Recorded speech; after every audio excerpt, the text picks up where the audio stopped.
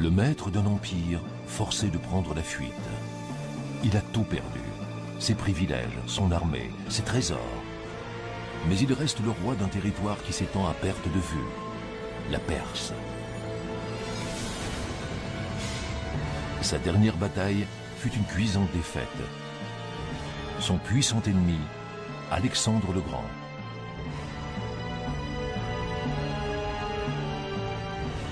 Le roi déchu a des visions d'horreur. Il revoit son royaume consumé par les flammes.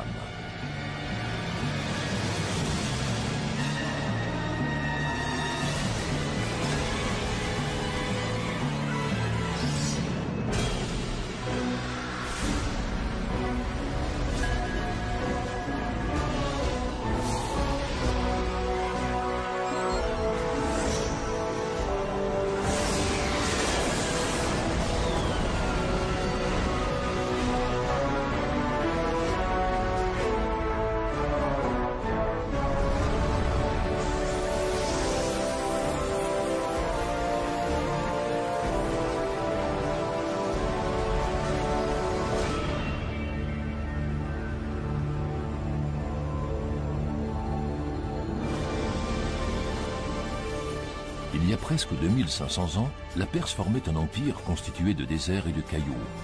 Et pourtant, elle était le centre du monde. De partout affluaient des caravanes. Leur destination, Persépolis, le cœur d'un royaume qui s'étendait sur des milliers de kilomètres. De l'Indus à la Méditerranée, du désert de Libye jusqu'aux steppes d'Asie centrale. Une superficie 6,5 fois supérieure à celle de la France. Dans la capitale, le roi Darius III règne du haut de son trône doré. C'est un souverain qui voit tout, qui sait tout. Un monarque inébranlable.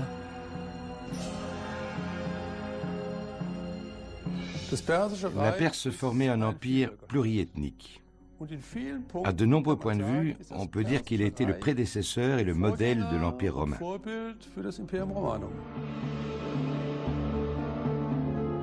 Comme le montrent ces bas-reliefs antiques, les hommes traversaient les mers et venaient par bateau de la Grèce ou de l'Égypte.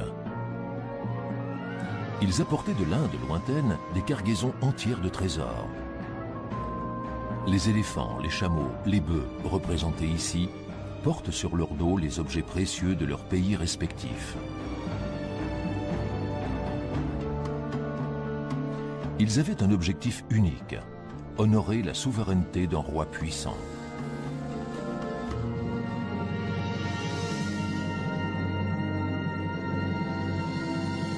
À cette époque, le désert devient une chambre au trésor, un jardin en fleurs.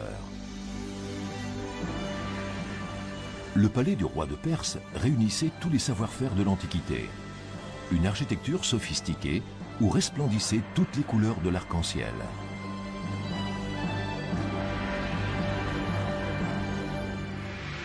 Pour ses contemporains, Persépolis est la 8e merveille du monde.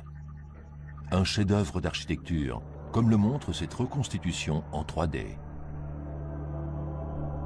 Persépolis repose sur une terrasse de 125 000 mètres carrés. La cité se dresse jusqu'à 18 mètres au-dessus de la plaine et le palais lui-même a les dimensions d'une capitale. Au centre, la salle du trône, la plus grande pièce jamais vue en ce temps-là. Plus de 4 générations d'artisans venus des 4 coins du monde ont travaillé à la construction de l'édifice. Le rêve du souverain est devenu réalité. Du site de Persépolis, il ne reste aujourd'hui que des ruines. À l'entrée du palais royal, les dieux tutélaires n'ont plus rien à protéger. Ces imposants piliers aux fleurs de lotus, finement sculptés, témoignent qu'un monument fut érigé ici dans une perspective d'éternité. Voici le symbole terni de la puissance d'antan, le taureau de Persépolis.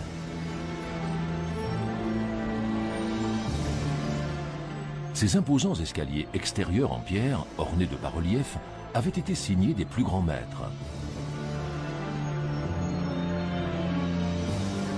De gigantesques piliers de 20 mètres de haut, incroyables pour l'époque. Les dimensions des portes du palais sont aussi titanesques. De fascinantes sculptures évoquent un univers depuis longtemps disparu.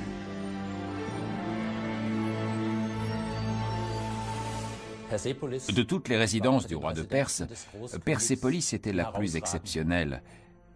C'était à la fois un palais et un centre administratif. Là où était le roi se trouvait toujours le cœur du royaume. Mais l'Empire perse, aussi grand et puissant qu'il soit, va se découvrir un rival qui scellera son destin et provoquera sa chute. Un minuscule royaume 100 fois plus petit que lui, la Macédoine. À Pella, sa capitale, vient au monde un enfant qui va marquer l'histoire.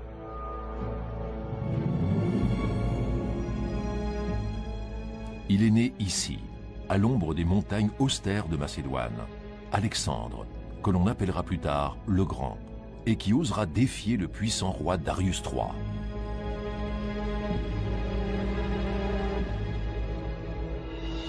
Son précepteur n'est autre qu'Aristote, le plus célèbre philosophe de l'Antiquité.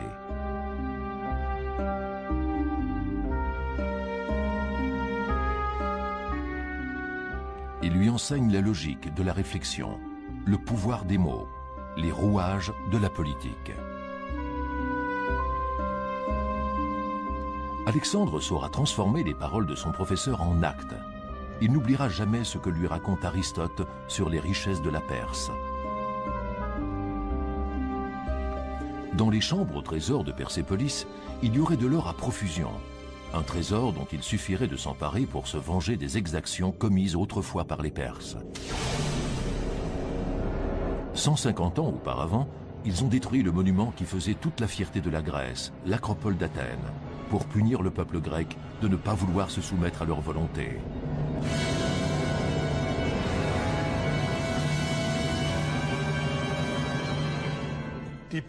Les rois de Perse tenaient la Grèce sous leur domination.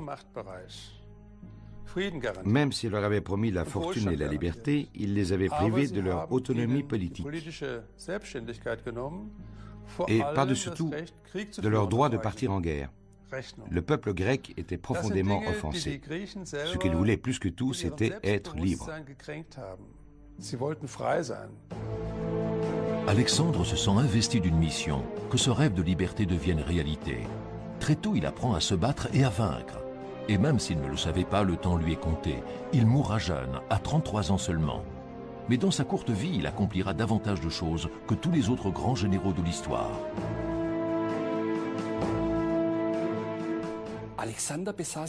Alexandre avait une énergie hors du commun. Même dans les pires conditions, il était capable d'atteindre ses objectifs. De plus, c'était un homme doté d'un charisme incroyable. Sans ça, il n'aurait pas pu recruter tous ces soldats qui ont accepté de le suivre sans réserve et qui lui ont offert un soutien inconditionnel. Alexandre a 20 ans lorsqu'il hérite du trône. Désormais, rien ne peut l'arrêter. Il veut provoquer le destin, convaincu que les dieux sont avec lui. En l'an 334 avant Jésus-Christ, Alexandre commence à concrétiser son vaste projet. À la tête d'une armée de 30 000 hommes, il avance en territoire perse. Sa campagne a commencé.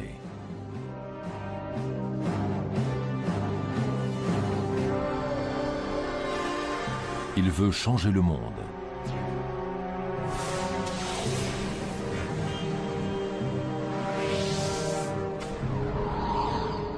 Arrivé à Troie, Alexandre passe en Asie en traversant l'Hellespont, l'actuel détroit des Dardanelles. Malgré son jeune âge, c'est un formidable stratège. Il veut d'abord occuper les ports d'Asie mineure afin que la puissante flotte perse ne puisse pas attaquer son pays en partant de là. Issos, la principale ville portuaire de la Perse, a conservé son mystère pendant des siècles. Personne ne savait où elle se situait réellement.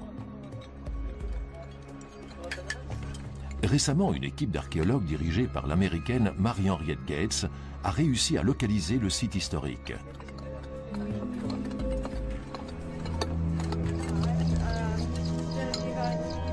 La scientifique est sûre d'elle.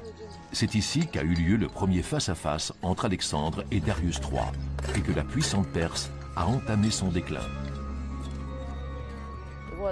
On a maintenant la certitude que le port d'Issos était assez grand pour abriter toute la flotte perse avant qu'elle ne parte à l'assaut de la Grèce.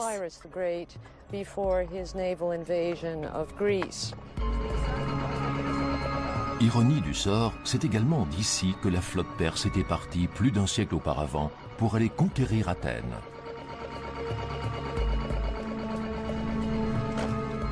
C'est cette marche triomphale qui a finalement poussé Alexandre à le battre à son tour.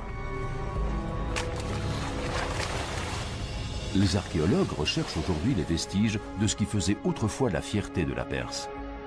Sa flotte soi-disant invincible à l'époque. Les plongeurs découvrent des fragments de cruches d'huile, une partie du matériel de ravitaillement d'un des magnifiques navires de guerre perses.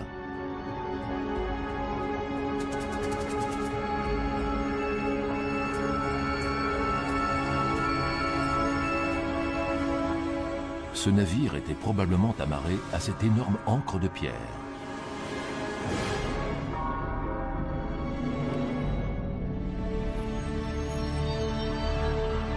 À l'endroit où l'armée de Darius III s'est autrefois heurtée à celle d'Alexandre dans un combat sanglant, se trouve aujourd'hui un terminal méthanier sur la mer Caspienne.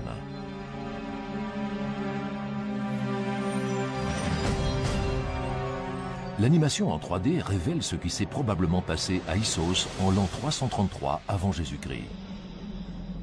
Sur la rive nord, Darius III positionne ses troupes pour affronter les rangs ennemis de l'autre côté du port. La rivière Pinarus sépare encore les deux armées. Alexandre réagit immédiatement en positionnant ses hommes sur la rive sud, face à l'ennemi, et bloque les fantassins de ce dernier grâce à la redoutable phalange. Ensuite, il envoie ses troupes d'élite au combat, sur la droite, en bordure de montagne. Pris au dépourvu, les soldats perses reculent. Alexandre peut alors attaquer le roi Darius III de front. Le musée national de Naples recèle une œuvre d'art unique, vieille de plus de 2000 ans, la mosaïque dépeignant la bataille d'Issos.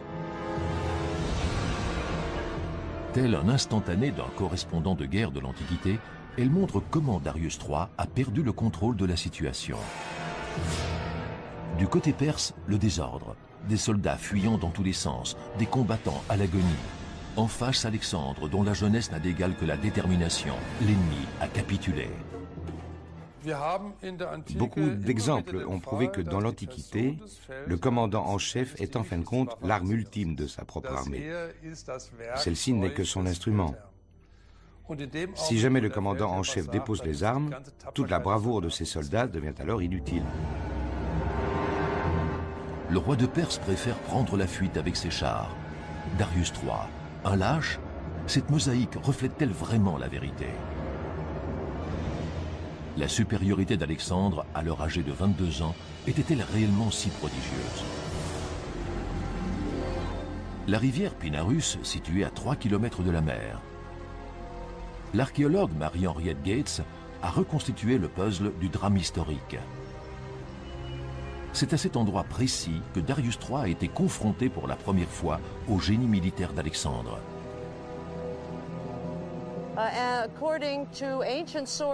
D'après les sources et notre reconstruction géomorphologique du paysage tel qu'il était il y a environ 2400 ans, ce serait précisément ici que la cavalerie d'Alexandre aurait pris d'assaut le côté sud de la rivière, avant de la traverser et de prendre Darius III et son armée par surprise.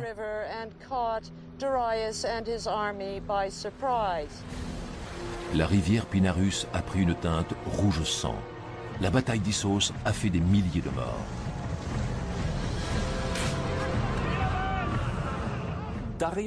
Darius III n'était pas quelqu'un de naïf, mais il ne se doutait pas qu'il avait en face de lui un adversaire aussi redoutable, audacieux et déterminé. La stratégie militaire d'Alexandre le Grand était vraiment exceptionnelle. Sa volonté de vaincre était plus forte que celle de son ennemi, et la manière dont il a déployé sa cavalerie était franchement révolutionnaire. Dans la confusion du champ de bataille, dans les combats au corps à corps, se révèle le prodigieux talent d'Alexandre. Il se bat contre un ennemi qui est supérieur en nombre, une armée réputée invincible. Mais la rapidité et l'aspect psychologique sont les clés de son succès. Dans l'histoire, il y a beaucoup d'exemples où le commandant d'une armée moins nombreuse a vaincu parce qu'il était un tacticien habile. Alexandre l'a prouvé dans toutes ses batailles. Il était conscient qu'il n'avait aucune chance sur un plan numérique. La pression psychologique était son seul recours et il l'avait très bien compris. Une stratégie lourde de conséquences pour l'ennemi. Darius III quitte le champ de bataille. Le maître de l'Empire perse prend la fuite. Et ce ne sera pas la dernière fois.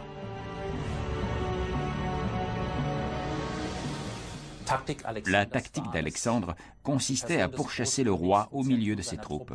C'était courageux et ça a été couronné de succès, mais les choses auraient pu mal tourner. En se conduisant comme ça, Alexandre prenait le risque de se faire tuer.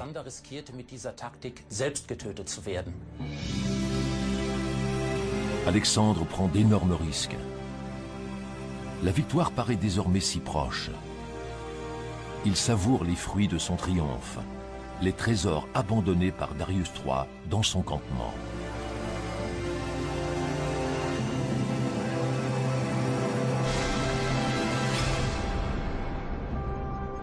C'est ça, la royauté, se serait-il exclamé devant ce spectacle. Un aperçu des richesses, des boucliers en or, une profusion de bijoux, une lourde corne pour boire. Les rois perses semblent vivre entourés d'or. Il suffit de se servir.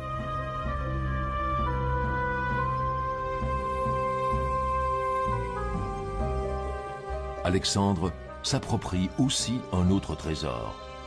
Statera, l'épouse du roi Darius III. Il la traite pourtant avec respect.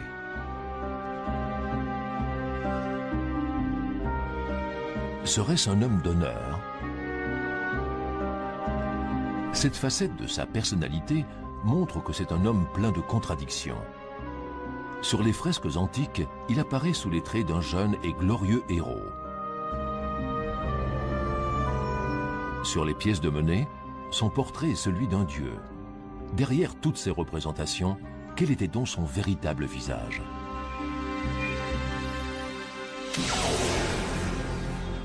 Alexandre va-t-il devenir aussi mégalomane que le monarque perse? Progressivement, il adopte des traditions du peuple perse, ce que les Grecs considèrent comme une véritable trahison. Sur ces bas-reliefs des coutumes perses sont représentés jusque dans les moindres détails. Là, on voit un sujet qui s'incline devant son roi. Pour les Grecs, c'est quelque chose d'inadmissible. Darius III, l'ennemi honni, serait-il devenu un modèle pour Alexandre? Plus Alexandre avançait à l'intérieur du royaume perse, et plus son caractère et ses manières changeaient. Il a voulu obliger ses hommes à le vénérer et à adopter la proskinèse, le rite de prosternation devant le roi. Les Macédoniens s'y sont vivement opposés. Pas parce qu'ils auraient eu l'impression de s'agenouiller devant un dieu, mais parce qu'ils voyaient dans cette attitude un hommage rendu à un souverain oriental, un étranger. Alexandre s'assimile à un dieu et oublie les recommandations de son précepteur Aristote. Agir avec retenue et garder le sens de l'équité. Dans son camp, des excès sont rapportés, orgies, alcoolisme et violence.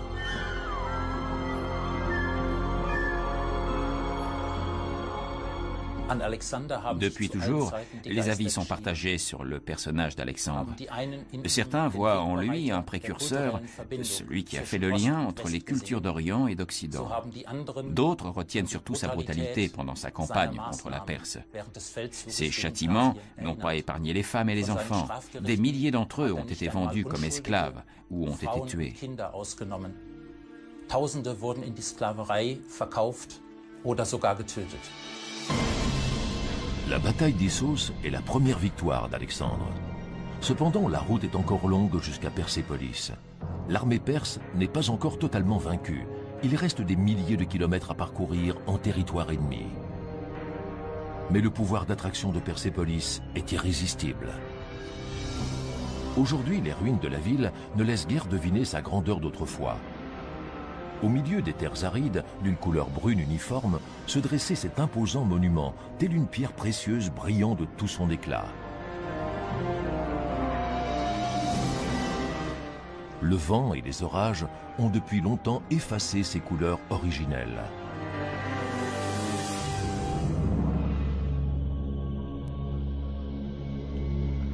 Dans la Glyptothèque de Munich, le docteur Vinzenz Brickmann est sur les traces des splendeurs colorées de l'Antiquité.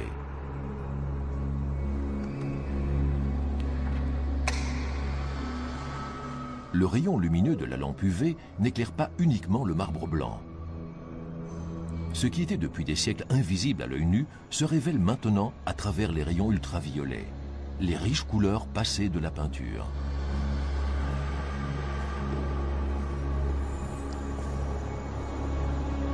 Si l'esthétique contemporaine a une préférence pour les statues de marbre blanc, l'Antiquité les préférait en couleur. Les rayons ultraviolets laissent deviner la chatoyante cuirasse d'écaille d'un guerrier perse.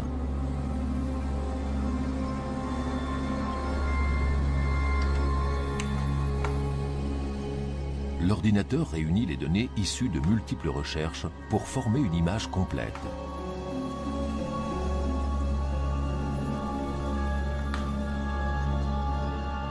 Voici à quoi ressemblait à l'origine un des archers de l'armée du roi Darius III.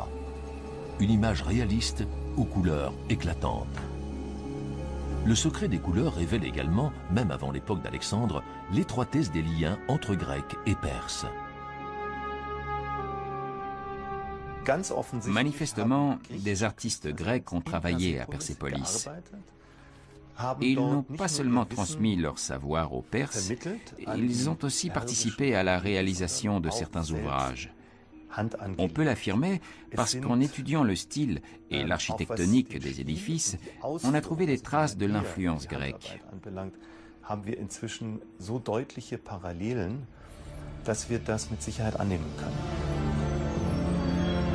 Le palais dans lequel résidait Darius III était le symbole de la modernité de son empire.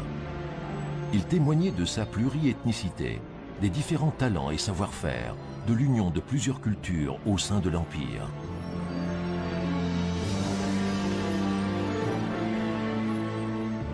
Au cœur du palais, le trône du roi, le symbole du pouvoir.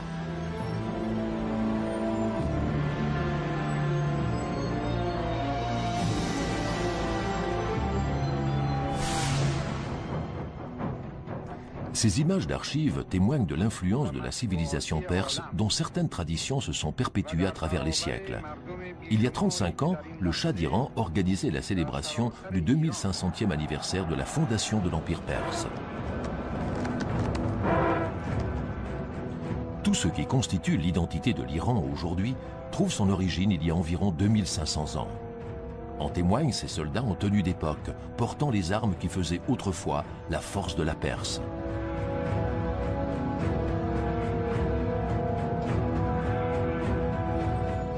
Leur équipement militaire le plus sophistiqué à l'époque surpassait de loin la puissance militaire des autres pays.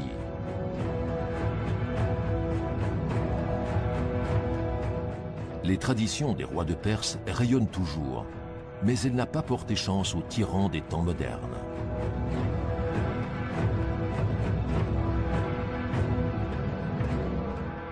Le Shah d'Iran a lui aussi été destitué, comme le roi perse jadis. Le luxe et l'opulence disparus du jour au lendemain.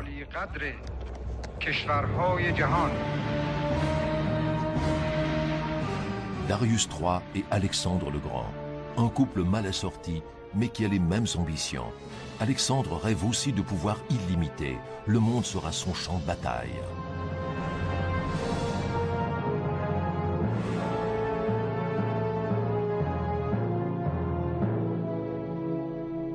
Alexandre croyait en sa mission, il se sentait guidé par les dieux Hercule et Jupiter. L'Empire perse s'étendait maintenant devant lui et quelqu'un qui a déjà connu autant de triomphes dans sa vie ne s'arrête généralement pas là. Très peu de conquérants dans l'histoire ont dit un jour « ça suffit, j'arrête là ». De quelle taille étaient les obstacles se dressant devant Alexandre? Cette question a fasciné l'archéologue Ernst Herzfeld. En 1933, son équipe fouille l'ancien site de Persépolis. Elle y fait une découverte exceptionnelle. des milliers de tablettes d'argile portant des inscriptions, de véritables archives.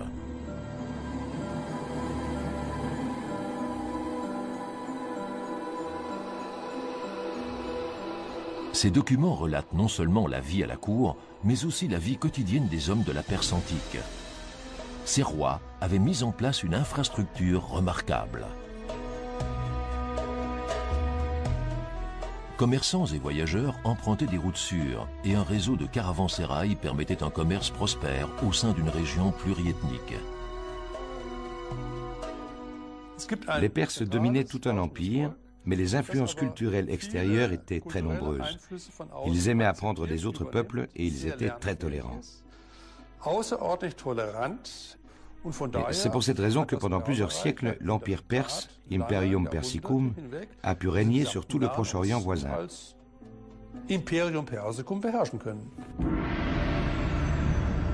Une preuve évidente de cette supériorité culturelle se trouve à plus de 100 km de Persépolis. Pasargādès, l'ancienne capitale de l'Empire. De la splendeur d'autrefois ne subsistent que quelques piliers. Des chercheurs de l'Université de Lyon tentent de reconstituer la ville prospère qui s'étendait ici jadis. Ils ont exploré chaque centimètre du terrain grâce à des prises de vue aériennes. Et ils ont découvert ce qui n'est pas encore visible pour l'instant.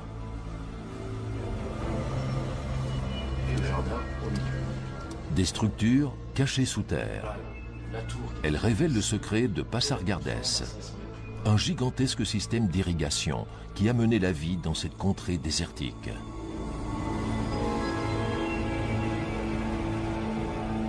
Dans l'héritage achéménide, il faut aussi parler des jardins que l'on appelle en persan, enfin, qui a donné le mot paradis, et ce sont des jardins extrêmement bien aménagés, très symétriques, parfaitement irrigués, et on a à Pasargād le plus ancien exemple de ce type de jardin.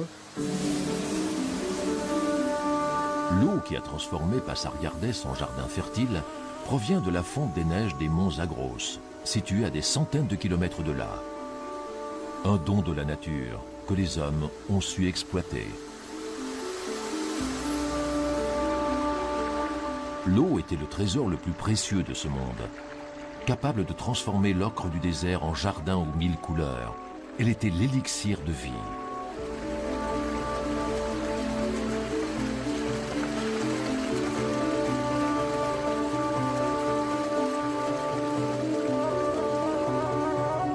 De ce gigantesque système d'irrigation ne subsistent que quelques vestiges, comme ce bassin en pierre dans le domaine du palais.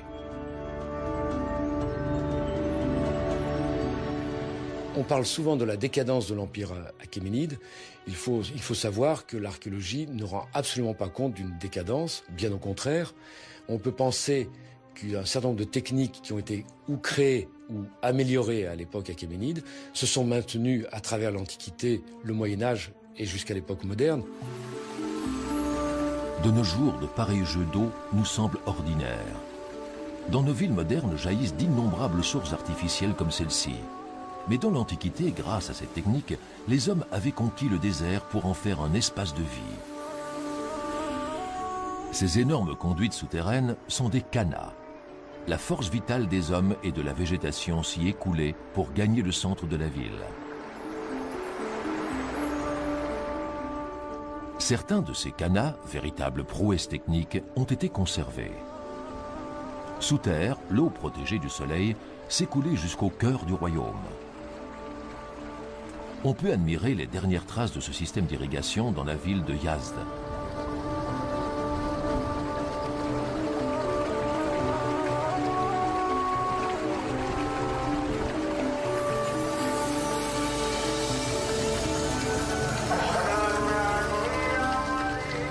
Une ville au milieu du désert, tout comme Persépolis, et pourtant prospère et pleine de vie.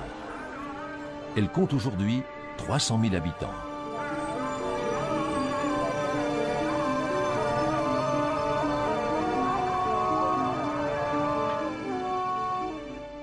Ce sont les systèmes d'irrigation des villes de l'Antiquité qui faisaient leur richesse.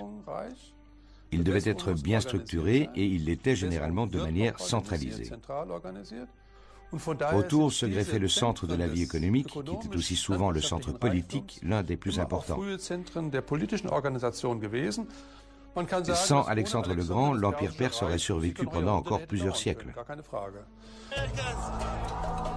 L'empire que forme la Perse dans l'Antiquité correspond au contour de l'Iran actuel. La libéralisation du commerce, un système de mesure et une monnaie unique ont encouragé la croissance économique du pays.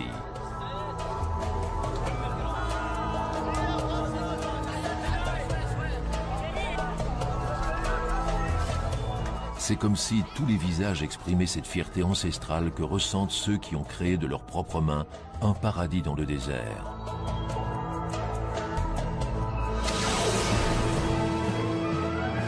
Quelle est cette mystérieuse énergie qui faisait avancer Alexandre? Pensait-il être un élu, avoir été choisi pour régner sur le monde? Et le roi Darius III? Comment pouvait-il s'opposer à Alexandre, qui faisait figure d'un David défiant un puissant Goliath?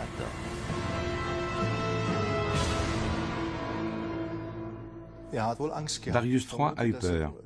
Je pense qu'il avait un complexe d'infériorité face à Alexandre. C'était un point faible, et Alexandre a concentré tous ses efforts là-dessus. La force de Darius III, c'est l'héritage de ses prestigieux ancêtres. Et c'est en même temps sa principale faiblesse. Gravée dans la pierre, une affirmation qui se voulait éternelle. Seul le roi des Perses peut être désigné par Dieu pour régner sur le monde. Les ancêtres du roi vivaient au milieu de paysages comme celui-ci. Un environnement qui poussait les hommes à s'endurcir, à lutter pour survivre. Ici vivent encore aujourd'hui des nomades qui manient les armes comme leurs ancêtres perses.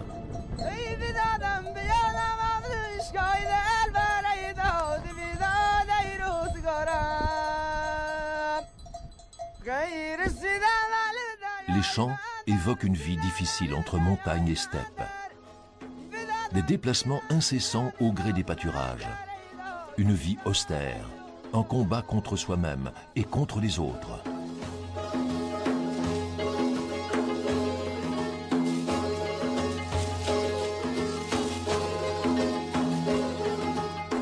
L'homme et l'animal doivent affronter la nature pour en tirer toute leur force.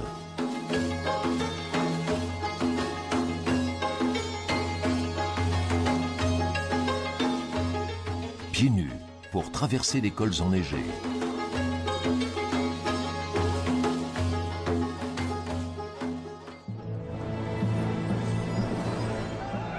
Darius III est un enfant de ce monde-là.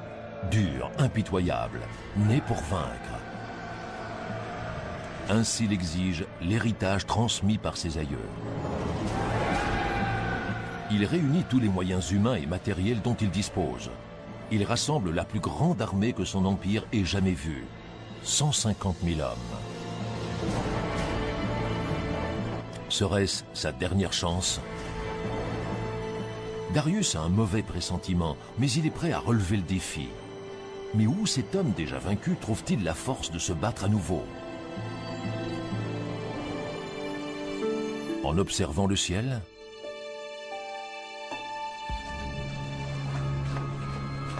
Centre de recherche d'astrométrie et dynamique stellaire à Heidelberg, en Allemagne. Des phénomènes naturels survenus au cours du règne de Darius III pourraient apporter des éclaircissements sur ce qui a pu influencer le cours de l'histoire.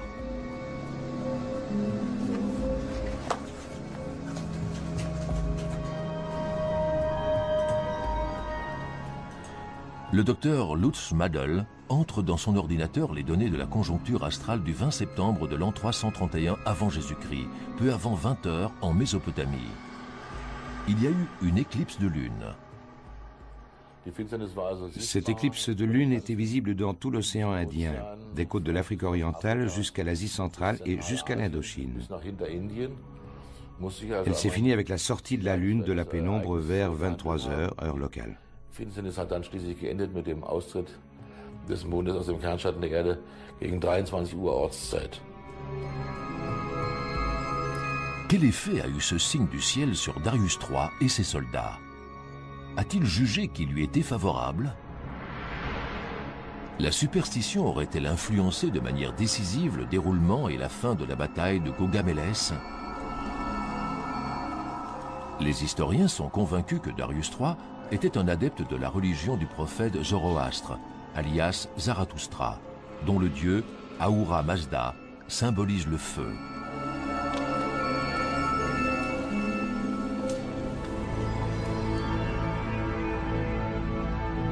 Sous le règne de Darius III, au cœur d'un univers entouré de mystères, des feux étaient allumés dans les lieux de culte. Le rite funèbre perse imposait de placer le corps dénudé du défunt dans un dakma, tour du silence, afin qu'il soit dévoré par les vautours. Ces créatures transportaient l'enveloppe terrestre jusqu'au ciel, avant la crémation et le passage dans l'au-delà.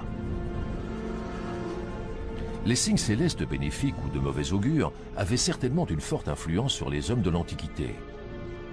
Cependant, ce n'est pas le ciel qui a décidé de l'issue de la guerre, mais une arme incomparable. La sarisse, dont sont dotés les soldats d'Alexandre. Sa pointe forgée du meilleur bronze, dure comme l'acier, en faisait une arme redoutable à l'époque. Son véritable secret était la longueur de sa lance qui pouvait atteindre 7 mètres. Les guerriers macédoniens les tenaient à 2 mains et les poussaient du bas vers le haut. L'élite des soldats d'Alexandre, la phalange. S'attaquer à son armée signifiait d'abord se frayer un chemin à travers cette forêt de lances.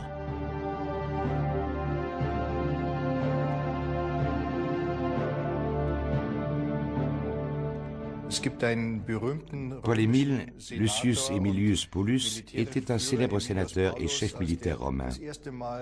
En voyant pour la première fois la phalange macédonienne, il a dit « C'est la chose la plus terrifiante, la plus horrible que j'ai jamais vue de ma vie. Moi, je serais parti en courant. » L'armée de Darius III est réputée être invincible. Ces hommes sont surnommés les 10 000 immortels, une élite militaire qui pourrait peut-être résister à la redoutable phalange grecque. Mais ces combattants parfaitement entraînés ont une faiblesse. La plupart d'entre eux sont des légionnaires. Le roi de Perse est à la tête de soldats venus des 4 coins du monde et réunis par la contrainte. C'est donc une armée de mercenaires qui doit donner l'assaut contre Alexandre, et nombre de soldats sont originaires du même pays que lui. Du côté perse, certains adversaires d'Alexandre étaient en fait des mercenaires d'origine grecque. On peut dire qu'un empire qui ne peut pas être défendu par ses propres citoyens est déjà sur le déclin.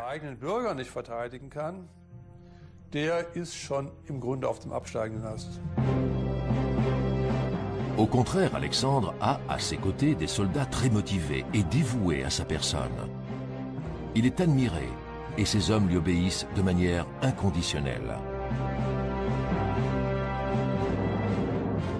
Alexandre le Grand donnait l'exemple, et ce fut la clé de leur victoire. Diriger en restant en arrière-plan comme aujourd'hui était impossible à l'époque. Il fallait montrer l'exemple. Je suis votre guide. Moi, Alexandre, je vous mène au combat contre Darius III. J'ai gagné chaque bataille que j'ai livrée jusqu'ici. Suivez-moi. Ces hommes l'ont suivi et ont gagné. Le 1er octobre de l'an 331 avant Jésus-Christ, les deux armées se retrouvent face à face dans la plaine de Gaugamélès. Darius III peut encore espérer. En terrain découvert, ses troupes pratiquement 4 fois supérieures en nombre ont l'avantage. Mais Alexandre est le plus fort et il se bat comme un dieu.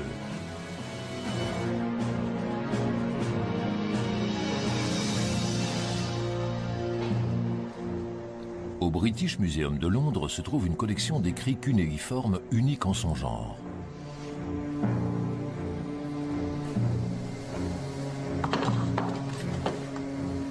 Le docteur Irving Finkel a déchiffré une chronique vieille de 2300 ans, découverte sur le site archéologique de Babylone, une sorte de rapport de guerre de la bataille de Gaugamélès. Cette tablette recouverte de signes cunéiformes fait partie de la chronique qui raconte la bataille de Caugamel. Elle ne révèle pas grand-chose, mais elle nous apprend que les troupes du roi Darius III avaient été prises d'une véritable panique. Elle fait aussi allusion à une autre personne appelée le Grand Roi, Alexandre. Là, on peut lire « Les Perses ont subi une défaite écrasante qui a signé la chute de leur empire ».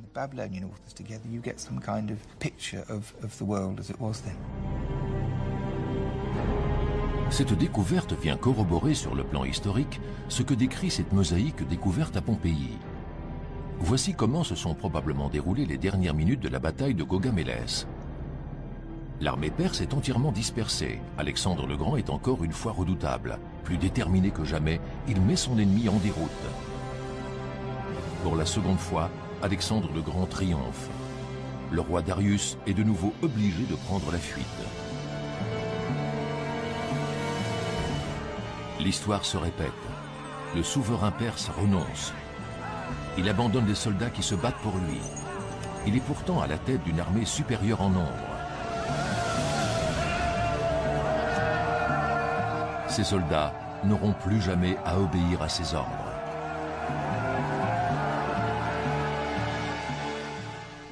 En quittant le champ de bataille, le roi perd naturellement le soutien de ses troupes qui se disent « S'il prend la fuite, pourquoi continuer à nous battre pour lui ?» C'est sûrement l'échec le plus cuisant sur le plan psychologique pour les Perses, mais il faut bien avouer que Darius III n'était pas si fort que ça sur le plan militaire. À quoi pense le roi au cours de sa fuite? Quelles seront les conséquences pour le moral de ses troupes? Qui va gouverner son empire? Quel sort lui réserve l'avenir? Le roi Darius se sent piégé par les contraintes de ses fonctions, de la tradition, de l'héritage de ses ancêtres. Il a l'impression d'être prisonnier et de n'avoir aucune liberté de mouvement. Son seul devoir, selon lui, rester en vie. Voici Naskerostam, dans la vallée des rois, près de Persépolis. Le testament des rois perses, les prédécesseurs de Darius III, se trouve ici.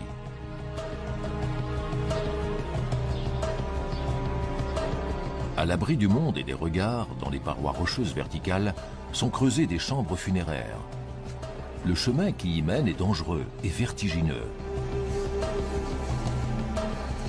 Les visiteurs ne sont pas vraiment les bienvenus ici.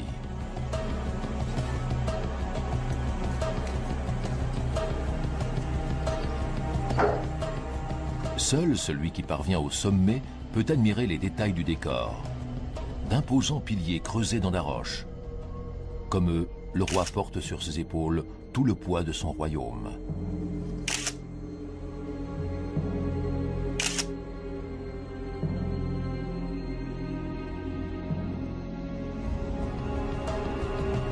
Devant les chambres funéraires a été érigée une tour. On pense que c'est dans cet édifice que l'héritier du trône était préparé à la prise du pouvoir.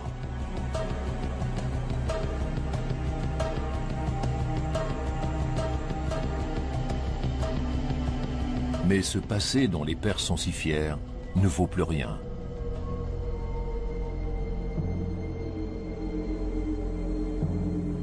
C'est un étranger qui va recueillir cet héritage.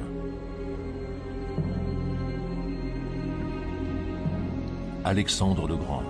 Il ne sera pas désigné pour prendre ses fonctions. Le pouvoir, il va s'en emparer par la force.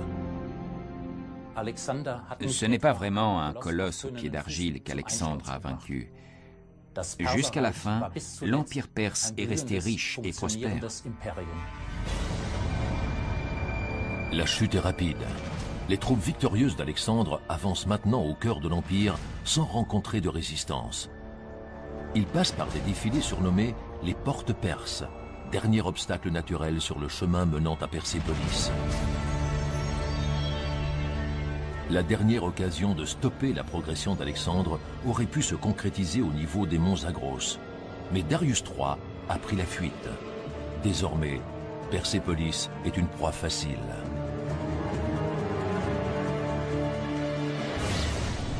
Le bastion de pierre est là, sans défense.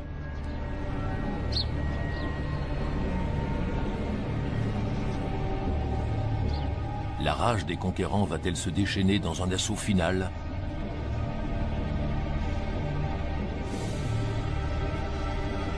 Dans les environs de l'ancien palais, les archéologues ont découvert des traces de cette tragédie.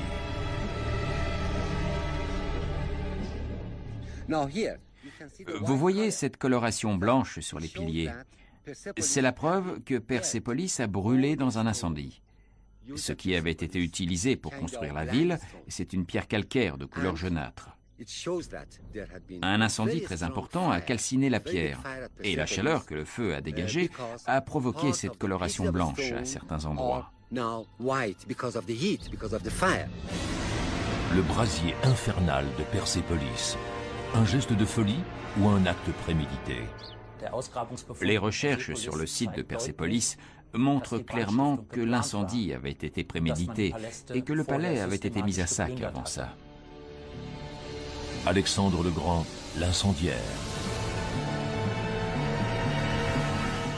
Le général victorieux montre de nouveau son côté le plus sombre. Est-ce uniquement une vengeance ou un calcul politique?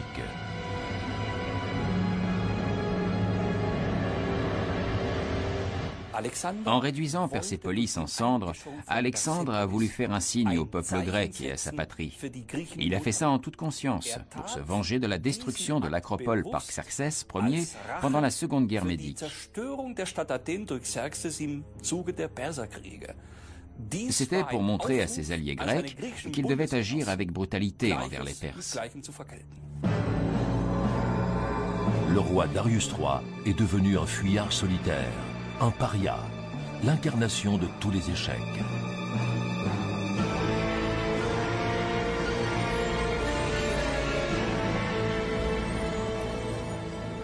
Voici la lance d'Alexandre qui aurait porté le coup mortel à son ennemi.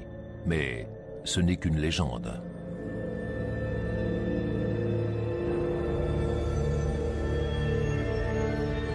Darius III meurt très loin de Persépolis, mais pas de la main d'Alexandre.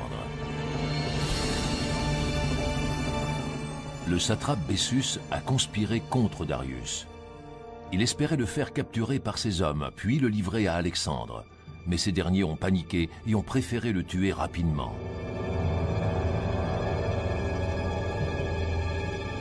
Darius III est assassiné par des citoyens perses. Voici la triste fin d'un roi qui avait abandonné sa patrie. Certains auteurs de l'Antiquité ont écrit qu'Alexandre aurait fait transférer la dépouille de Darius III vers sa ville natale et qu'il aurait fait inhumer avec tous les honneurs. On ne sait pas si ça s'est passé à Persépolis, mais c'est probable. D'après de récentes découvertes, la tombe dite inachevée n'est certainement pas le tombeau du dernier grand roi de Perse. Une mort honteuse, qui signe également celle d'un empire. Le luxueux tombeau qui avait été construit en l'honneur de Darius III, bien avant sa fin peu glorieuse, est désormais vide.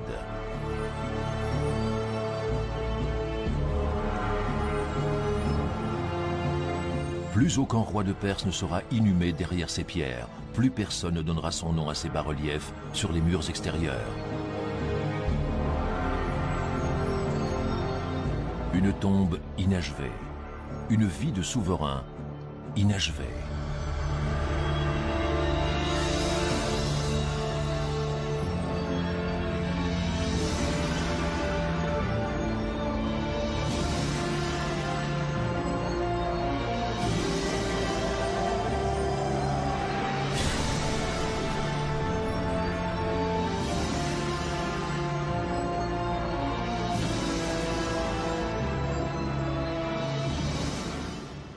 Aussi un autre trésor. Statera, l'épouse du roi Darius III. Il la traite pourtant avec respect.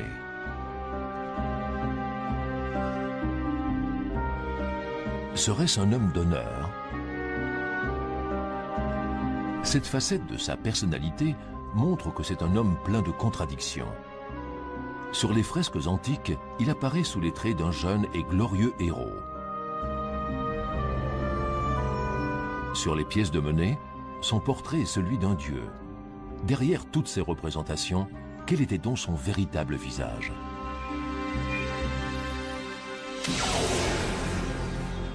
Alexandre va-t-il devenir aussi mégalomane que le monarque perse? Progressivement, il adopte des traditions du peuple perse, ce que les Grecs considèrent comme une véritable trahison. Sur ces bas-reliefs, des coutumes perses sont représentées jusque dans les moindres détails. Là, on voit un sujet qui s'incline devant son roi. Pour les Grecs, c'est quelque chose d'inadmissible. Darius III, l'ennemi honni, serait-il devenu un modèle pour Alexandre? Plus Alexandre avançait à l'intérieur du royaume perse, et plus son caractère et ses manières changeaient. Il a voulu obliger ses hommes à le vénérer et à adopter la proskinèse, le rite de prosternation devant le roi. À Munich, le docteur Vincenz Brickmann est sur les traces des splendeurs colorées de l'Antiquité.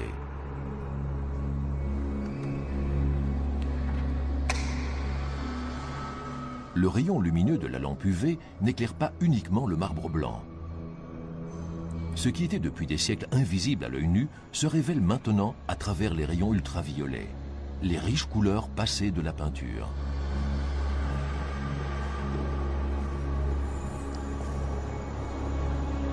Si l'esthétique contemporaine a une préférence pour les statues de marbre blanc, l'Antiquité les préférait en couleur.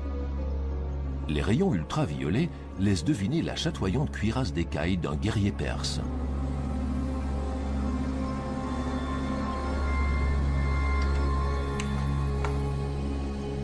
L'ordinateur réunit les données issues de multiples recherches pour former une image complète.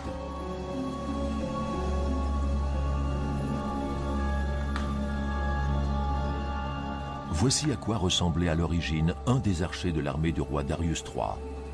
Une image réaliste aux couleurs éclatantes. Le secret des couleurs révèle également, même avant l'époque d'Alexandre, l'étroitesse des liens entre Grecs et Perses. Manifestement, des artistes grecs ont travaillé à Persépolis. Et ils n'ont pas seulement transmis leur savoir. Propre citoyen est déjà sur le déclin.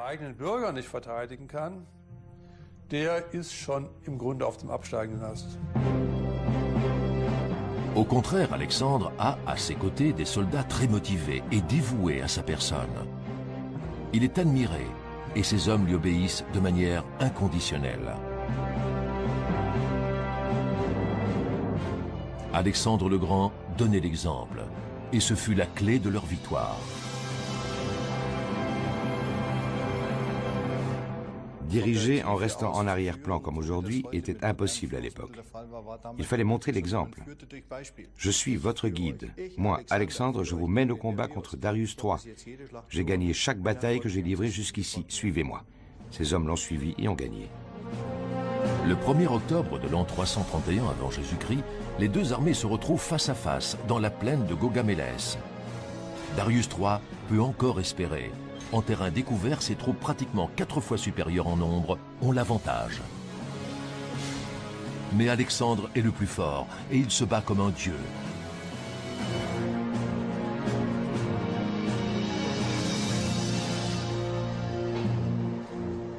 Au British Museum de Londres se trouve une collection d'écrits cunéiformes unique en son genre.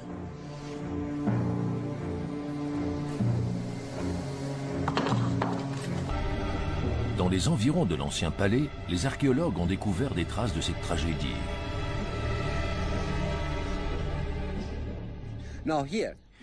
Vous voyez cette coloration blanche sur les piliers? C'est la preuve que Persépolis a brûlé dans un incendie. Ce qui avait été utilisé pour construire la ville, c'est une pierre calcaire de couleur jaunâtre. Un incendie très important a calciné la pierre, et la chaleur que le feu a dégagée a provoqué cette coloration blanche à certains endroits. Le brasier infernal de Persépolis, un geste de folie ou un acte prémédité?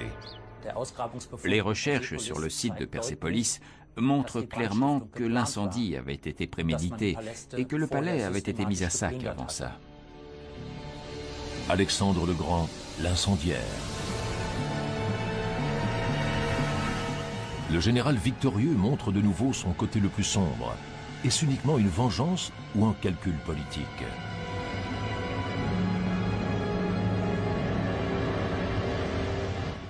En réduisant Persépolis en cendres, Alexandre a voulu faire un signe au peuple grec et à sa patrie. Il a fait ça en toute conscience, pour se venger de la destruction de l'acropole par Xerxès Ier pendant la Seconde Guerre médique. C'est vaincre. Ainsi l'exige l'héritage transmis par ses aïeux. Il réunit tous les moyens humains et matériels dont il dispose. Il rassemble la plus grande armée que son empire ait jamais vue. 150 000 hommes. Serait-ce sa dernière chance? Darius a un mauvais pressentiment, mais il est prêt à relever le défi. Mais où cet homme déjà vaincu trouve-t-il la force de se battre à nouveau? En observant le ciel?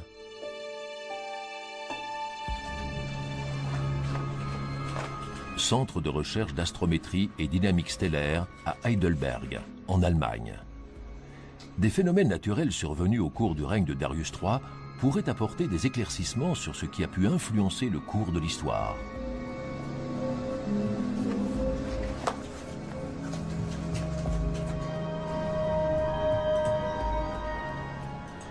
Le docteur Lutz Madel entre dans son ordinateur les données de la conjoncture astrale du 20 septembre de l'an 331 avant Jésus-Christ, peu avant 20 heures en Mésopotamie. Il y a eu une éclipse de lune. Cette éclipse de lune était visible dans tout l'océan Indien, des côtes de l'Afrique orientale jusqu'à l'Asie centrale et jusqu'à l'Indochine.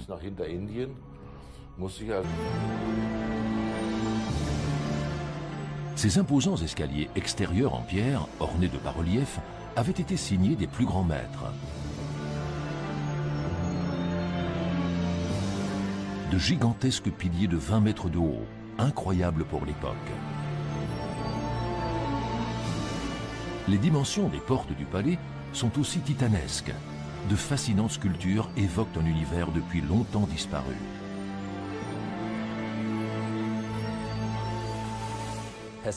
De toutes les résidences du roi de Perse, Persépolis était la plus exceptionnelle.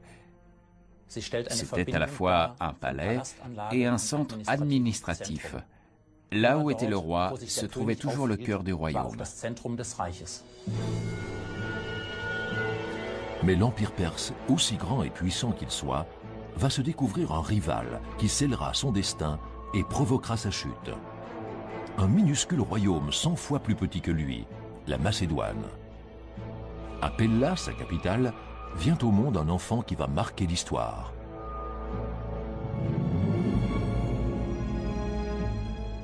Il est né ici, à l'ombre des montagnes austères de Macédoine, Alexandre, que l'on appellera plus tard le Grand, et qui osera défier le puissant roi Darius III. Ici jadis. Ils ont exploré chaque centimètre du terrain grâce à des prises de vue aériennes. Et ils ont découvert ce qui n'est pas encore visible pour l'instant.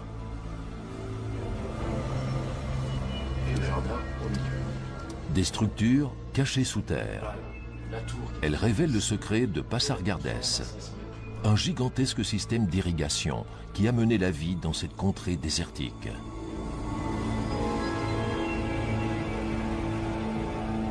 Dans l'héritage achéménide, il faut aussi parler des jardins que l'on appelle en persan, enfin, qui a donné le mot paradis, et ce sont des jardins extrêmement bien aménagés, très symétriques, parfaitement irrigués, et on a à Pasargade le plus ancien exemple de ce type de jardin.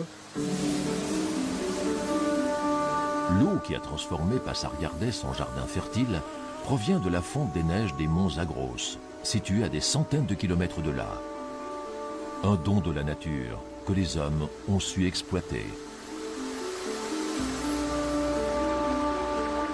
L'eau était le trésor le plus précieux de ce monde. Capable de transformer l'ocre du désert en jardin aux 1000 couleurs, elle était l'élixir de vie.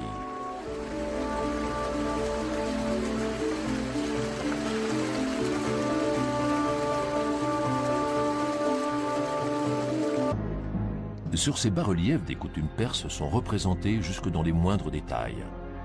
Là, on voit un sujet qui s'incline devant son roi. Pour les Grecs, c'est quelque chose d'inadmissible. Darius III, l'ennemi honni, serait-il devenu un modèle pour Alexandre? Plus Alexandre avançait à l'intérieur du royaume perse, et plus son caractère et ses manières changeaient. Il a voulu obliger ses hommes à le vénérer et à adopter la proskinèse, le rite de prosternation devant le roi. Les Macédoniens s'y sont vivement opposés. Pas parce qu'ils auraient eu l'impression de s'agenouiller devant un dieu, mais parce qu'ils voyaient dans cette attitude un hommage rendu à un souverain oriental, un étranger. Alexandre s'assimile à un dieu et oublie les recommandations de son précepteur Aristote. Agir avec retenue et garder le sens de l'équité. Dans son camp, des excès sont rapportés, orgies, alcoolisme et violence.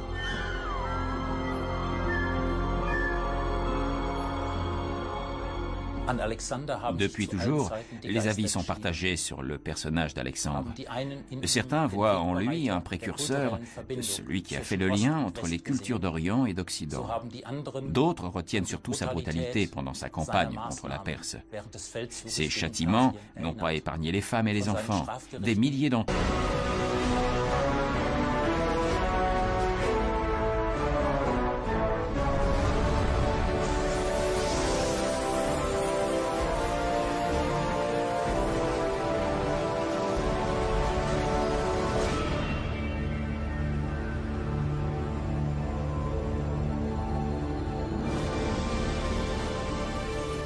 Il y a presque 2500 ans, la Perse formait un empire constitué de déserts et de cailloux. Et pourtant, elle était le centre du monde. De partout affluaient des caravanes. Leur destination, Persépolis, le cœur d'un royaume qui s'étendait sur des milliers de kilomètres. De l'Indus à la Méditerranée, du désert de Libye jusqu'aux steppes d'Asie centrale. Une superficie 6 fois et demie supérieure à celle de la France. Dans la capitale, le roi Darius III règne du haut de son trône doré. C'est un souverain qui voit tout, qui sait tout. Un monarque inébranlable.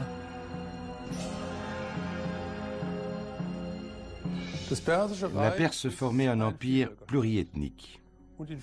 À de nombreux points de vue, on peut dire qu'il a été le prédécesseur et le modèle de l'Empire romain.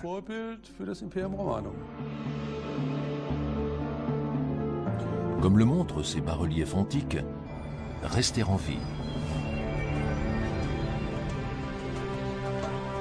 Voici Naskerostam, dans la vallée des rois, près de Persépolis. Le testament des rois perses, les prédécesseurs de Darius III, se trouve ici.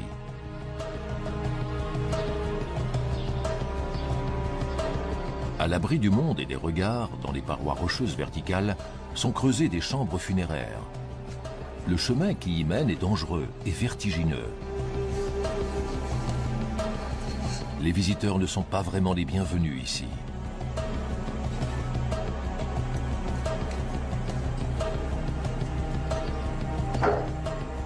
Seul celui qui parvient au sommet peut admirer les détails du décor. D'imposants piliers creusés dans la roche. Comme eux, le roi porte sur ses épaules tout le poids de son royaume.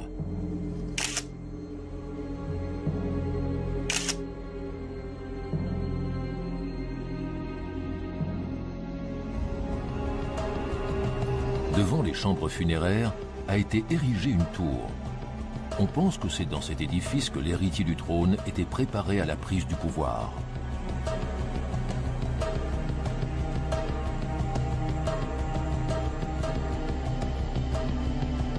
Mais ce passé dont les Perses sont si fiers ne vaut plus rien. Musée national de Naples recèle une œuvre d'art unique, vieille de plus de 2000 ans, la mosaïque dépeignant la bataille d'Issos. Tel un instantané d'un correspondant de guerre de l'Antiquité, elle montre comment Darius III a perdu le contrôle de la situation. Du côté perse, le désordre. Des soldats fuyant dans tous les sens, des combattants à l'agonie. En face, Alexandre, dont la jeunesse n'a d'égal que la détermination, l'ennemi a capitulé. Beaucoup d'exemples ont prouvé que dans l'Antiquité, le commandant en chef est en fin de compte l'arme ultime de sa propre armée. Celle-ci n'est que son instrument. Si jamais le commandant en chef dépose les armes, toute la bravoure de ses soldats devient alors inutile. Le roi de Perse préfère prendre la fuite avec ses chars. Darius III, un lâche, cette mosaïque reflète-t-elle vraiment la vérité? La supériorité d'Alexandre, alors âgé de 22 ans, était-elle réellement si prodigieuse? La rivière Pinarus, située à 3 km de la mer. L'archéologue Marie-Henriette Gates a reconstitué le puzzle du drame historique. C'est à cet endroit précis que Darius III a été confronté pour la première fois au génie militaire d'Alexandre. According to ancient sources, Pieds nus pour traverser les cols enneigés.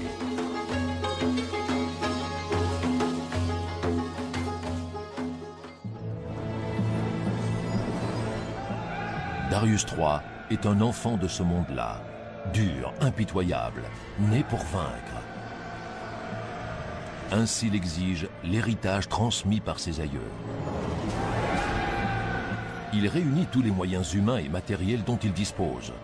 Il rassemble la plus grande armée que son empire ait jamais vue, 150 000 hommes. Serait-ce sa dernière chance? Darius a un mauvais pressentiment, mais il est prêt à relever le défi. Mais où cet homme déjà vaincu trouve-t-il la force de se battre à nouveau? En observant le ciel?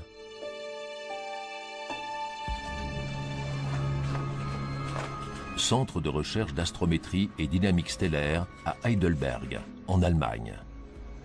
Des phénomènes naturels survenus au cours du règne de Darius III pourraient apporter des éclaircissements sur ce qui a pu influencer le cours de l'histoire.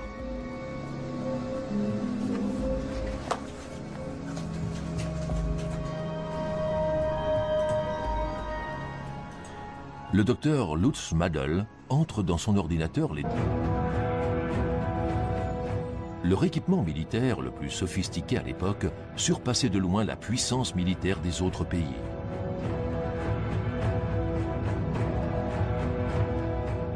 Les traditions des rois de Perse rayonnent toujours, mais elle n'a pas porté chance aux tyrans des temps modernes.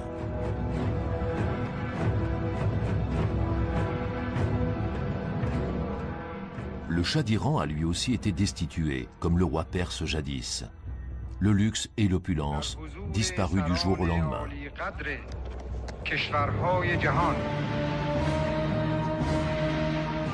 Darius III et Alexandre le Grand, un couple mal assorti, mais qui a les mêmes ambitions. Alexandre rêve aussi de pouvoir illimité. Le monde sera son champ de bataille.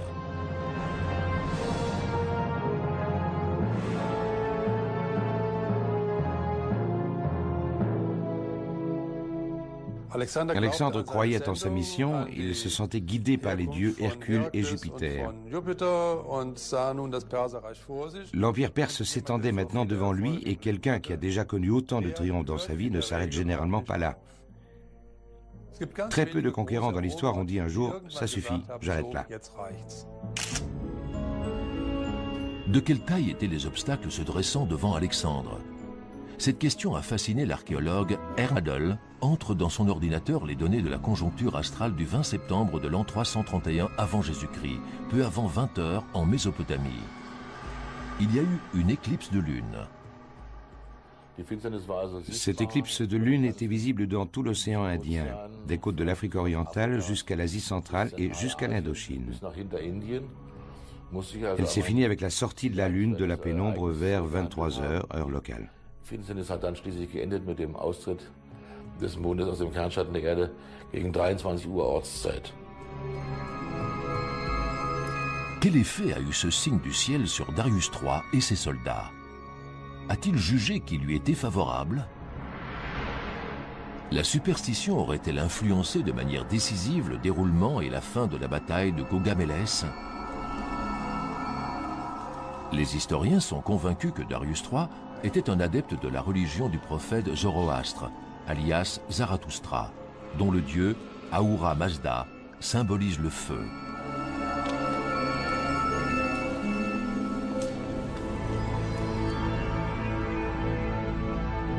Sous le règne de Darius III, au cœur d'un univers entouré de mystères, des feux étaient allumés dans les lieux de culte.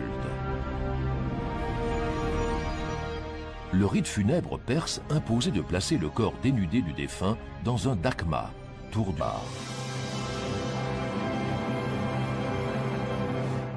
Diriger en restant en arrière-plan comme aujourd'hui était impossible à l'époque. Il fallait montrer l'exemple.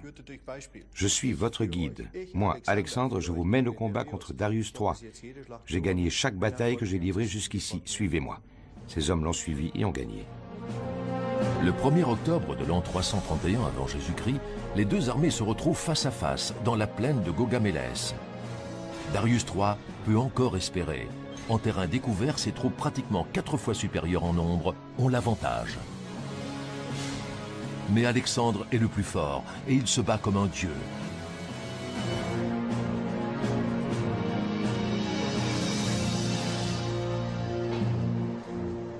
Au British Museum de Londres se trouve une collection d'écrits cunéiformes unique en son genre.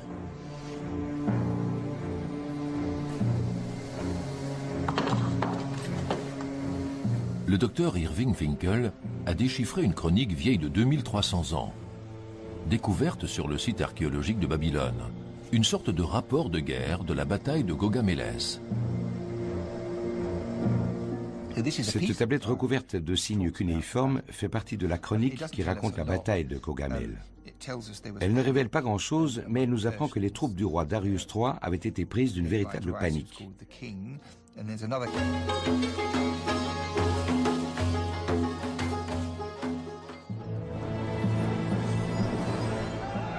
Darius III est un enfant de ce monde-là, dur, impitoyable, né pour vaincre.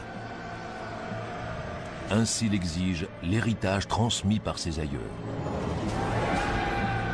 Il réunit tous les moyens humains et matériels dont il dispose. Il rassemble la plus grande armée que son empire ait jamais vue, 150 000 hommes. Serait-ce sa dernière chance ? Darius a un mauvais pressentiment, mais il est prêt à relever le défi. Mais où cet homme déjà vaincu trouve-t-il la force de se battre à nouveau ? En observant le ciel ?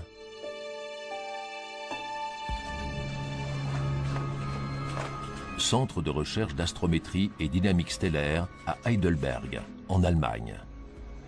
Des phénomènes naturels survenus au cours du règne de Darius III pourraient apporter des éclaircissements sur ce qui a pu influencer le cours de l'histoire.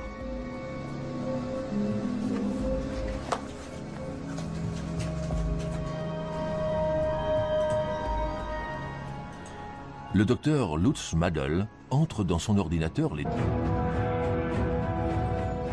Leur équipement militaire le plus sophistiqué à l'époque surpassait de loin la Perse ou de l'Égypte. Ils apportaient de l'Inde lointaine des cargaisons entières de trésors. Les éléphants, les chameaux, les bœufs, représentés ici, portent sur leur dos les objets précieux de leurs pays respectifs. Ils avaient un objectif unique, honorer la souveraineté d'un roi puissant.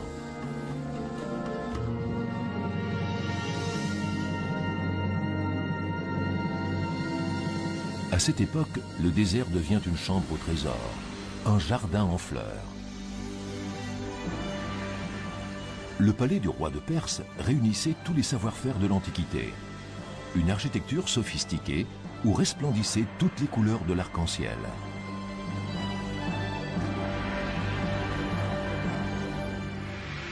Pour ses contemporains, Persépolis est la 8e merveille du monde. Un chef-d'œuvre d'architecture, comme le montre cette reconstitution en 3D. Persépolis repose sur une terrasse de 125 000 mètres carrés. La cité se dresse jusqu'à 18 mètres au-dessus de la plaine et le palais lui-même a les dimensions d'une capitale. Au centre, la salle du trône, la plus grande pièce jamais vue en ce temps-là. Plus de 4 générations d'artisans venus des 4 coins du monde ont travaillé à des jardins que l'on appelle en persan, enfin, qui a donné le mot paradis, et ce sont des jardins extrêmement bien aménagés, très symétriques, parfaitement irrigués, et on a à Pasargad le plus ancien exemple de ce type de jardin.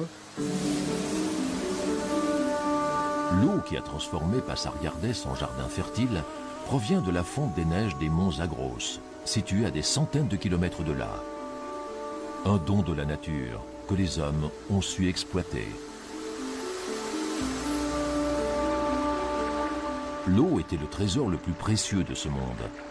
Capable de transformer l'ocre du désert en jardin aux 1000 couleurs, elle était l'élixir de vie.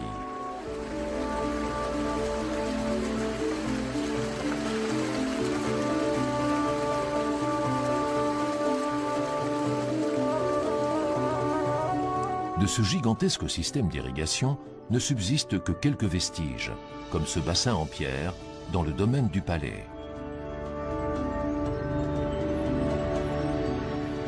On parle souvent de la décadence de l'Empire achéménide. Il faut savoir que l'archéologie ne rend absolument pas compte d'une décadence, bien au contraire. On peut penser qu'un certain nombre de techniques qui ont été ou créées ou améliorées à l'époque achéménide se sont maintenues à travers l'Antiquité, le Moyen-Âge et jusqu'à l'époque moderne. De nos jours, de pareils, voici le symbole terni de la puissance d'antan, le taureau de Persépolis.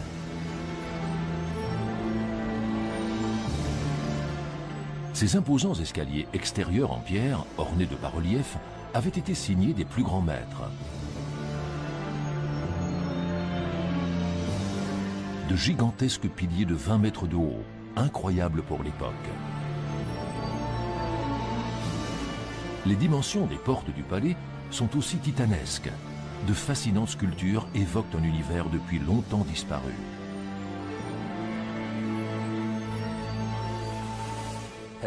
De toutes les résidences du roi de Perse, Persépolis était la plus exceptionnelle. C'était à la fois un palais et un centre administratif. Là où était le roi se trouvait toujours le cœur du royaume. Mais l'Empire perse, aussi grand et puissant qu'il soit, va se découvrir un rival qui scellera son destin et provoquera sa chute. Un minuscule royaume 100 fois plus petit que lui, la Macédoine. À Pella, sa capitale, vient au monde un enfant qui va marquer l'histoire.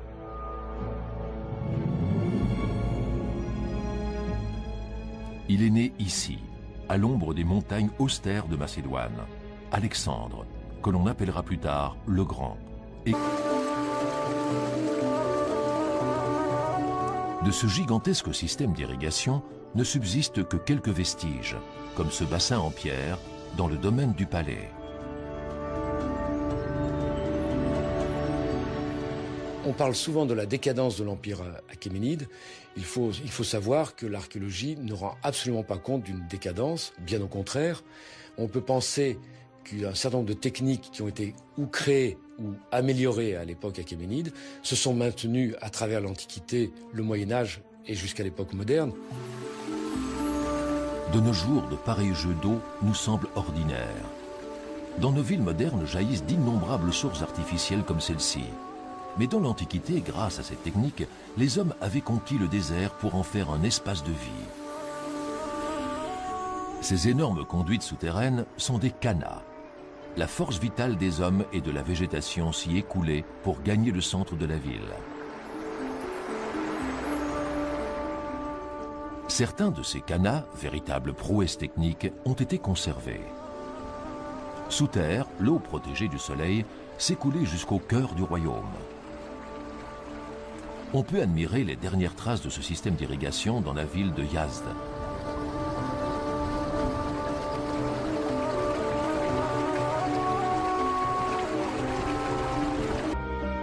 Serait-ce un homme d'honneur?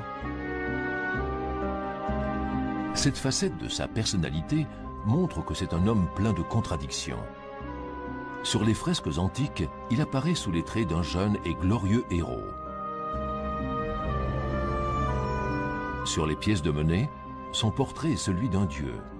Derrière toutes ces représentations, quel était donc son véritable visage?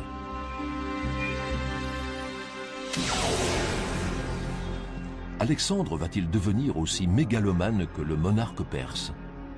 Progressivement, il adopte des traditions du peuple perse, ce que les Grecs considèrent comme une véritable trahison. Sur ces bas-reliefs, des coutumes perses sont représentées jusque dans les moindres détails. Là, on voit un sujet qui s'incline devant son roi. Pour les Grecs, c'est quelque chose d'inadmissible. Darius III, l'ennemi honni, serait-il devenu un modèle pour Alexandre? Plus Alexandre avançait à l'intérieur du royaume perse, et plus son caractère et ses manières changeaient. Il a voulu obliger ses hommes à le vénérer et à adopter la proskinèse, le rite de prosternation devant le roi. Les Macédoniens s'y sont vivement opposés.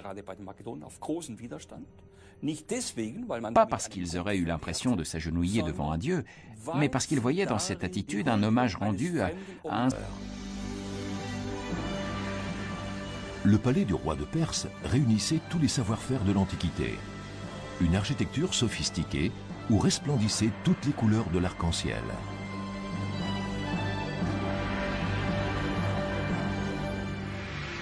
Pour ses contemporains, Persépolis est la 8e merveille du monde.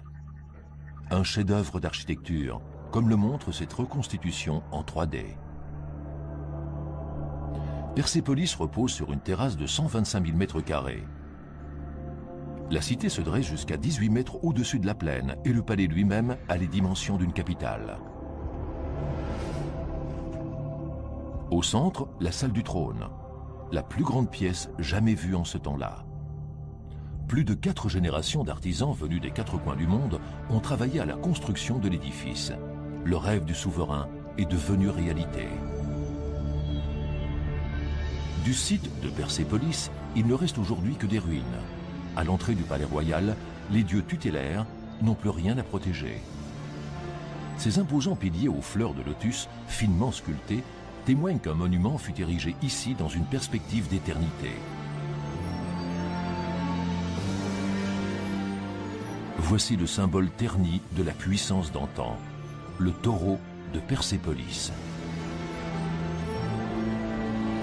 III, l'ennemi honni, serait-il devenu un modèle pour Alexandre? Plus Alexandre avançait à l'intérieur du royaume perse, et plus son caractère et ses manières changeaient. Il a voulu obliger ses hommes à le vénérer et à adopter la proskinèse, le rite de prosternation devant le roi. Les Macédoniens s'y sont vivement opposés. Pas parce qu'ils auraient eu l'impression de s'agenouiller devant un dieu, mais parce qu'ils voyaient dans cette attitude un hommage rendu à un souverain oriental, un étranger. Alexandre s'assimile à un dieu et oublie les recommandations de son précepteur Aristote. Agir avec retenue et garder le sens de l'équité. Dans son camp, des excès sont rapportés, orgies, alcoolisme et violence.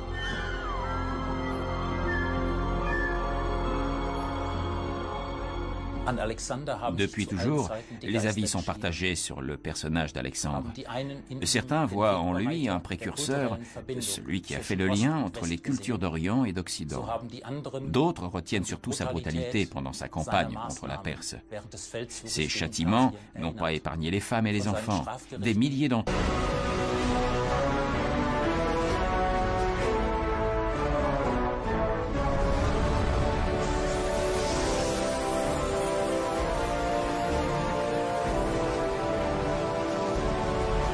Il revoit son royaume consumé par les flammes.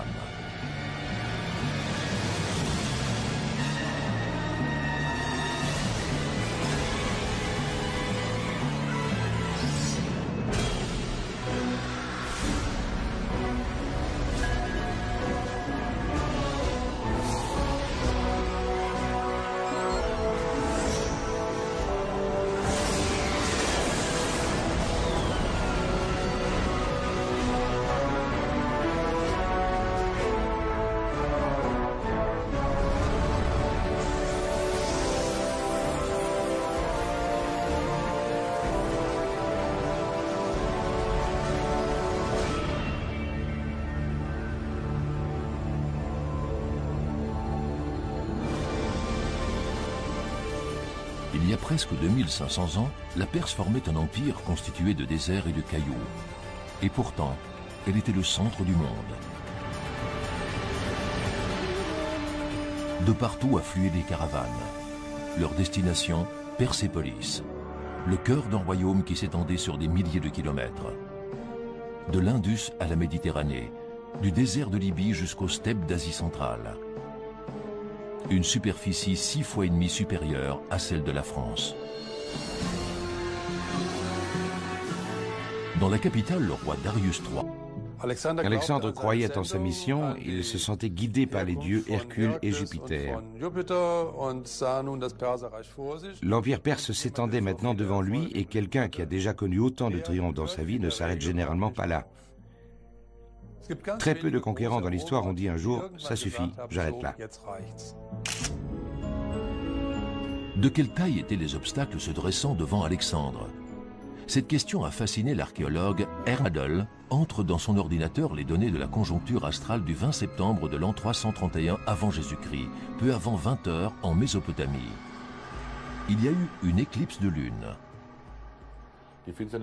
Cette éclipse de lune était visible dans tout l'océan Indien, des côtes de l'Afrique orientale jusqu'à l'Asie centrale et jusqu'à l'Indochine. Elle s'est finie avec la sortie de la lune de la pénombre vers 23 heures, heure locale. Finsternis hat dann schließlich geendet mit dem Austritt des Mondes aus dem Kernschatten der Erde gegen 23 Uhr Ortszeit. Quel effet a eu ce signe du ciel sur Darius III et ses soldats? A-t-il jugé qu'il lui était favorable? La superstition aurait-elle influencé de manière décisive le déroulement et la fin de la bataille de Gaugamélès? Les historiens sont convaincus que Darius III était un adepte de la religion du prophète Zoroastre, alias Zarathustre, appellera plus tard le Grand, et qui osera défier le puissant roi Darius III. Ici jadis.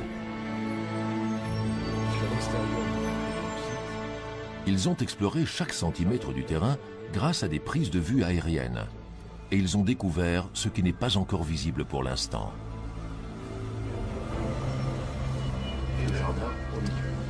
Des structures cachées sous terre. Elles révèlent le secret de Pasargades, un gigantesque système d'irrigation qui a mené la vie dans cette contrée désertique.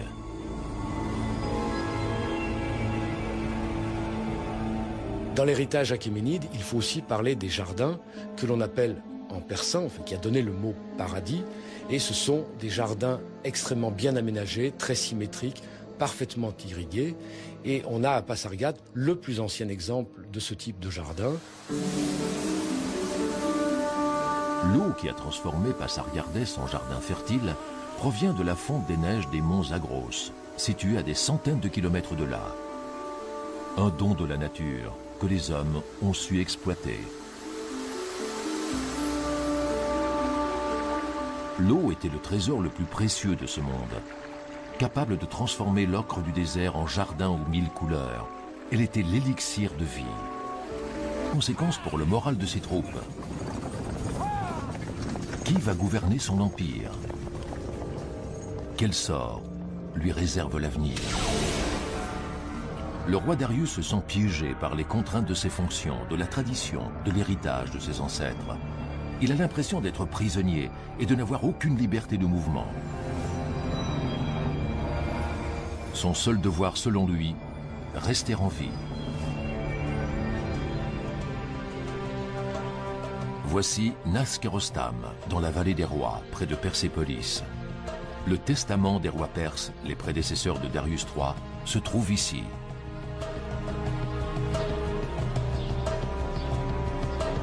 À l'abri du monde et des regards, dans les parois rocheuses verticales, sont creusées des chambres funéraires.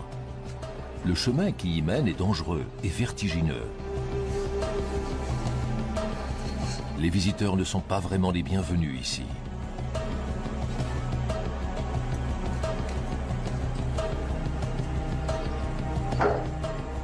Seul celui qui parvient au sommet peut admirer les détails du décor. D'imposants piliers creusés dans la roche. Comme eux, le roi porte sur ses épaules tout le poids de son royaume.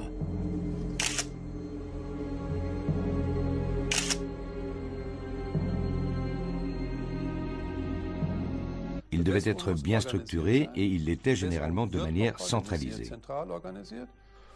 Autour se greffait le centre de la vie économique, qui était aussi souvent le centre politique, l'un des plus importants.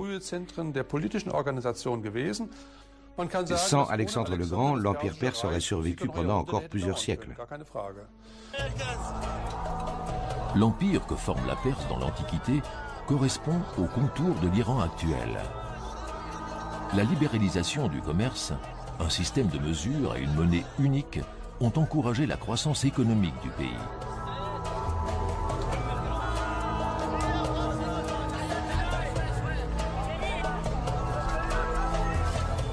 C'est comme si tous les visages exprimaient cette fierté ancestrale que ressentent ceux qui ont créé de leurs propres mains un paradis dans le désert.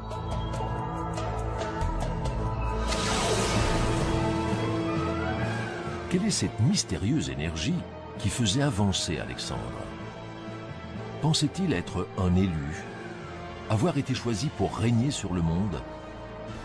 Et le roi Darius III? Comment pouvait-il s'opposer à Alexandre, qui faisait figure d'un David défiant un puissant Goliath?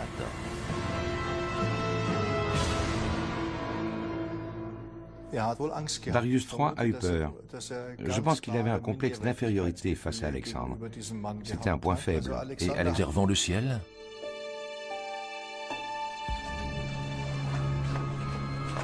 centre de recherche d'astrométrie et dynamique stellaire à Heidelberg, en Allemagne. Des phénomènes naturels survenus au cours du règne de Darius III pourraient apporter des éclaircissements sur ce qui a pu influencer le cours de l'histoire.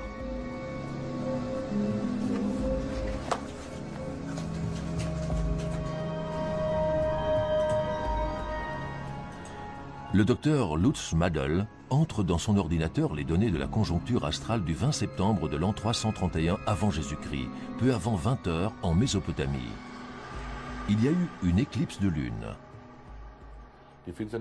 Cette éclipse de lune était visible dans tout l'océan Indien, des côtes de l'Afrique orientale jusqu'à l'Asie centrale et jusqu'à l'Indochine.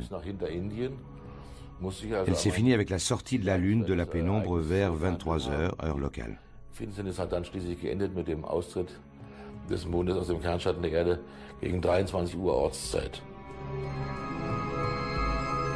Quel effet a eu ce signe du ciel sur Darius III et ses soldats?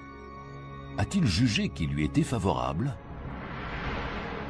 La superstition aurait-elle influencé de manière décisive le déroulement et la fin de la bataille de Gaugamélès? Les historiens sont convaincus que Darius III était un adepte de la religion du prophète Zoroastre.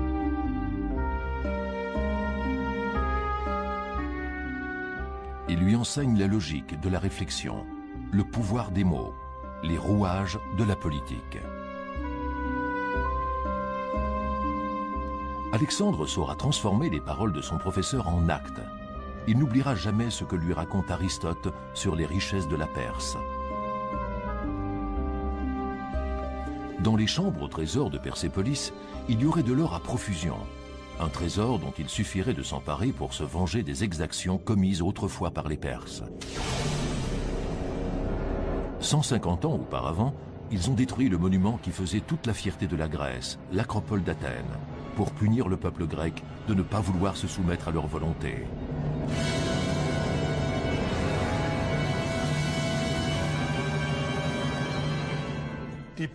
Les rois de Perse tenaient la Grèce sous leur domination. Même s'ils leur avaient promis la fortune et la liberté, ils les avaient privés de leur autonomie politique. Et par-dessus tout, de leur droit de partir en guerre. Le peuple grec était profondément offensé. Ce qu'il voulait plus que tout, c'était être libre. Alexandre se sent investi d'une mission, que ce rêve de liberté devienne réalité. Très tôt, il apprend à se battre et à vaincre. Depuis toujours, les avis sont partagés sur le personnage d'Alexandre. Certains voient en lui un précurseur, celui qui a fait le lien entre les cultures d'Orient et d'Occident. D'autres retiennent surtout sa brutalité pendant sa campagne contre la Perse. Ses châtiments n'ont pas épargné les femmes et les enfants. Des milliers d'entre eux ont été vendus comme esclaves ou ont été tués. Tausende wurden in die Sklaverei verkauft oder sogar getötet. La bataille d'Issos est la première victoire d'Alexandre. Cependant, la route est encore longue jusqu'à Persépolis. L'armée perse n'est pas encore totalement vaincue. Il reste des milliers de kilomètres à parcourir en territoire ennemi. Mais le pouvoir d'attraction de Persépolis est irrésistible. Aujourd'hui, les ruines de la ville ne laissent guère deviner sa grandeur d'autrefois. Au milieu des terres arides, d'une couleur brune uniforme, se dressait cet imposant monument, tel une pierre précieuse brillant de tout son éclat. Le vent et les orages ont depuis longtemps effacé ses couleurs originelles.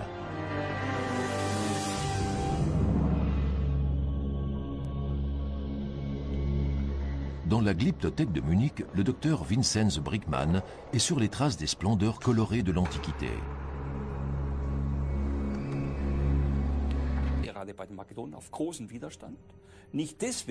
Pas parce qu'ils auraient eu l'impression de s'agenouiller devant un dieu, mais parce qu'ils voyaient dans cette attitude un hommage rendu à un souverain oriental, à un étranger.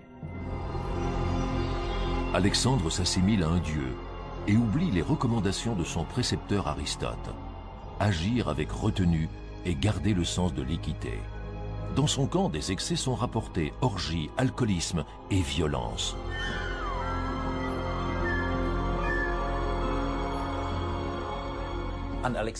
Depuis toujours, les avis sont partagés sur le personnage d'Alexandre. Certains voient en lui un précurseur, celui qui a fait le lien entre les cultures d'Orient et d'Occident. D'autres retiennent surtout sa brutalité pendant sa campagne contre la Perse. Ses châtiments n'ont pas épargné les femmes et les enfants. Des milliers d'entre eux.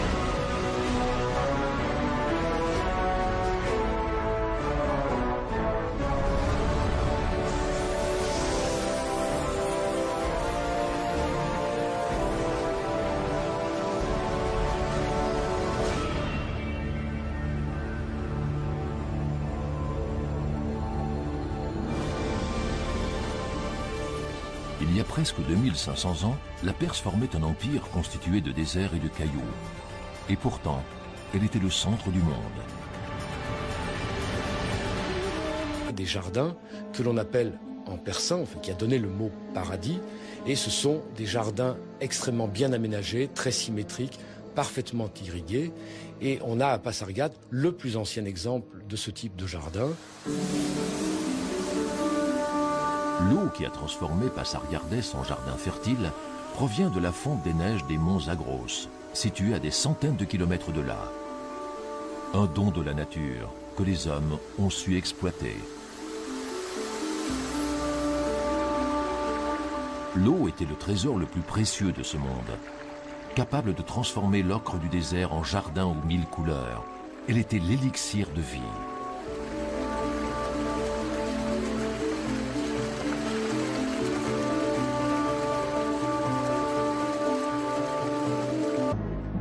Sur ces bas-reliefs, des coutumes perses sont représentées jusque dans les moindres détails. Là, on voit un sujet qui s'incline devant son roi. Pour les Grecs, c'est quelque chose d'inadmissible. Darius III, l'ennemi honni, serait-il devenu un modèle pour Alexandre?